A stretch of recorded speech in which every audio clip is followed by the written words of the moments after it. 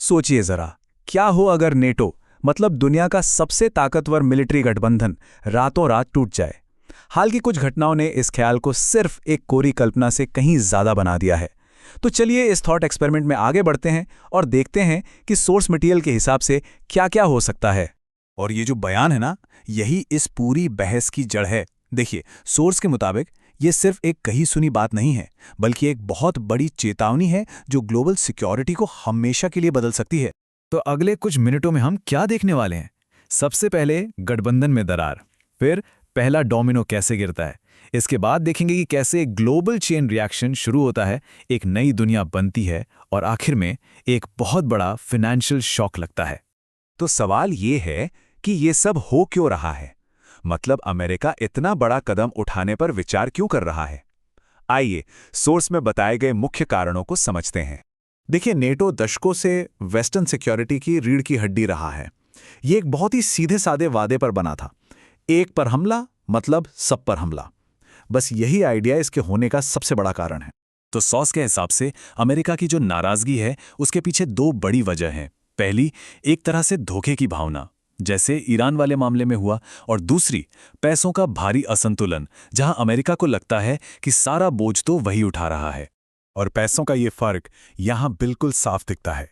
Source के आंकड़े देखिए, अमेरिका का कंट्रीब्यूशन जर्मनी जैसी बड़ी यूरोपियन ताकत से भी लगभग 10 गुना ज्यादा है। ये फर्क इतना बड़ा है कि नाराजगी होना लाजमी है। और मामला सिर्फ पैसों का नहीं है, बात कमिटमेंट की भी है। सोचिए, 32 में से सिर्फ 7 देश ही अपने डिफेंस खर्च का टारगेट पूरा कर रहे हैं। इससे अमेरिका की शिकायतों को और भी ज्यादा वजन मिलता है कि नहीं? तो अब आते हैं मेन मुद्दे पर। मान लीजिए अमेरिका सच में नाटो से बाहर हो जाता है, तो यूरोप का क्या होगा? मिलिट्री के लिहाज से उन पर फौरन क्या असर पड़ेगा? 1 लाख सैनिक ये सिर्फ एक नंबर नहीं है। ये ऐसा है जैसे किसी ने यूरोप की डिफेंस की दीवार से एक बहुत बड़ा हिस्सा ही निकाल दिया हो। इससे वहां फौरन एक पावर वैक्यूम यानी शक्ति का एक खालीपन पैदा हो जाएगा। अब जरा इस स्लाइड को देखिए, ये असलियत दिखाती है पावर का बैलेंस। अमेरिका के न्यूक्लियर प्रोटेक्शन के बिना यूरोप को रूस के मुकाबले 10 से 1 के भारी नुकसान का सामना करना पड़ेगा। मतलब रूस के पास 10 गुना ज्यादा न्यूक्लियर हथियार होंगे। ये एक बहुत ही खतरनाक सिचुएशन है। और जैसे ही पावर का ये नया बैलेंस बनेगा, ये सिमुलेशन बताता है कि रूस बहुत तेजी से और निर्णायक कदम उठाएगा। जैसे ही अमेरिका का सुरक्षा कवच हटेगा, यूक्रेन पर दबाव और बढ़ जाएगा, और बाल्टिक देश मतलब छोटे छोटे देश जैसे एस्टोनिया, लातविया, वो तो सीधे सीधे खतरे में आ जाएंगे। लेकिन रुकिए, यूरोप का संकट तो बस शुरुआत है। अब देखते हैं कि ये सिमुलेशन कैसे एक वर्ल्ड वाइड उथल पुथल को जन्म देता है, जिससे पूरी दुनिया में पावर के नए समीकरण और नए झगड़े सामने आते हैं। तो यहां से हालात बहुत तेजी से बिगड़ते हैं। सोर्स एक बहुत ही चौंकाने वाले चेन रिएक्शन की बात करता है। पहला कदम, रूस के डर से यूरोप चीन से हाथ मिलाएगा।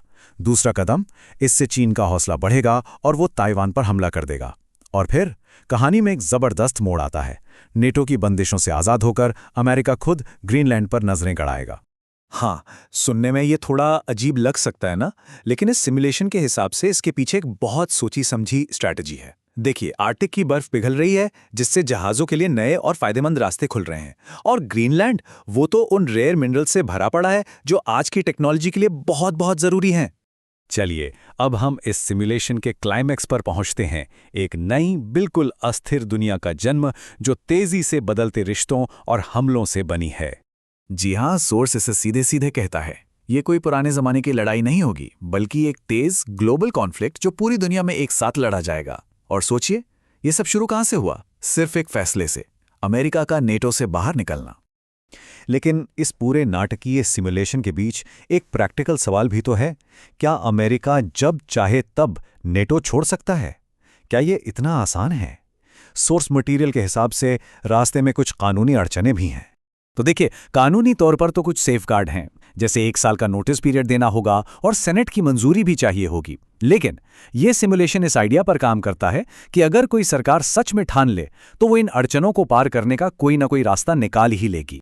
मिलिट्री संकट तो होगा ही, लेकिन उसके साथ साथ एक और उतना ही बड़ा आर्थिक संकट भी खड़ा हो जाएगा। तो चलिए अब जरा इस सिमुलेशन में बताए गए फाइनेंशियल नतीजों पर नजर डालते हैं। यूरोप के सामने एक साथ कई आर्थिक मुसीबतें आ खड़ी होंगी। स्टॉक मार्केट क्रैश हो जाएंगे, खुद को बचाने के लिए डिफेंस पर खर्च मतलब 62% तक अचानक बढ़ जाएगा। सरकारें पैसा जुटाने के लिए अमेरिकी बॉन्ड्स बेचेंगी और नतीजा, जो पैसा आम लोगों के वेलफेयर पर खर्च होता था उसमें भारी कटौती की जाएगी। ये एक क्लासिक इकोनॉमिक प्रॉब्लम है, जिसे गन्स वर्सेस बटर या बंदूकें बनाम मक्खन कहते हैं। ये उस मुश्किल चुनाव को दिखाता है जो यूरोप के देशों को करना पड़ेगा। क्या वो अपने लोगों की सोशल सिक्योरिटी को दांव पर लगाकर अपनी सेना को फिर से खड़ा करेंगे? इसका कोई आसान जवाब नहीं है। और यहीं पर आके हम इस सिमुलेशन के आखिरी और सबसे बड़े सवाल पर रुक जाते हैं।